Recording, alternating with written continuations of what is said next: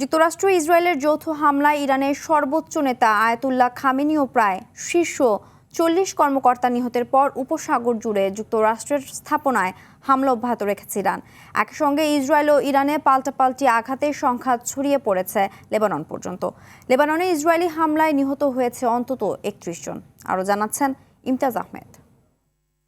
Cheesy আইসক্রিমের সাথে velvety কেকের মিশ্রণে পোলার রেড ভেলভেট আইসক্রিম।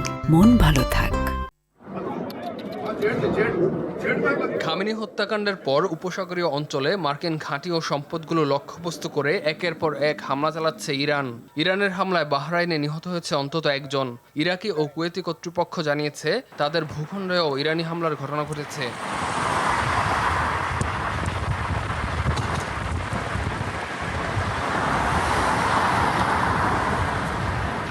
ওয়াশিংটনের সঙ্গে নতুন করে পারমাণবিক আলোচনা শুরুর উদ্যোগ নিয়েছে ইরান। মার্কিন গণমাধ্যমের এমন দাবি সরাসরি নাকচ করে দিয়েছে তেহরান।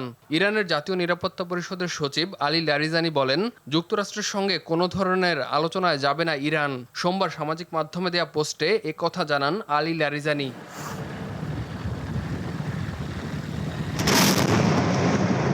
ইসরায়েল বলছে তেহরানের হৃদয়ে আঘাত হানছে তারা। এদিকে ইরান সমর্থিত সশস্ত্র গোষ্ঠী হিজবুল্লাহর রকেট হামলার জবাবে লেবাননেও পাল্টা আক্রমণ শুরু করেছে ইসরায়েলি বাহিনী।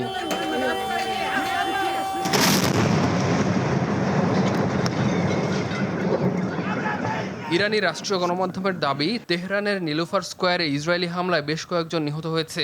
ক্ষতিগ্রস্ত হয়েছে হাসপাতাল ও পুলিশ ভবন। পাল্টা জবাবে ইরানের ক্ষেপণাস্ত্র আঘাত হেনেছে তেল আবিব ও জেরুজালেমে। মধ্যাঞ্চলের বেইত শেমেশ শহরে নিহত হয়েছে অন্তত 9 জন। এদিকে মার্কিন প্রেসিডেন্ট ডোনাল্ড ট্রাম্প হুঁশিয়ারি দিয়ে বলেছেন, ওয়াশিংটনের সব লক্ষ্য অর্জিত না হওয়া পর্যন্ত ইরানের বিরুদ্ধে হামলা অব্যাহত থাকবে। একই সঙ্গে 3 মার্কিন সেনার মৃত্যুর প্রতিশোধ নেয়ার প্রতিশ্রুতিও দিয়েছেন মার্কিন প্রেসিডেন্ট।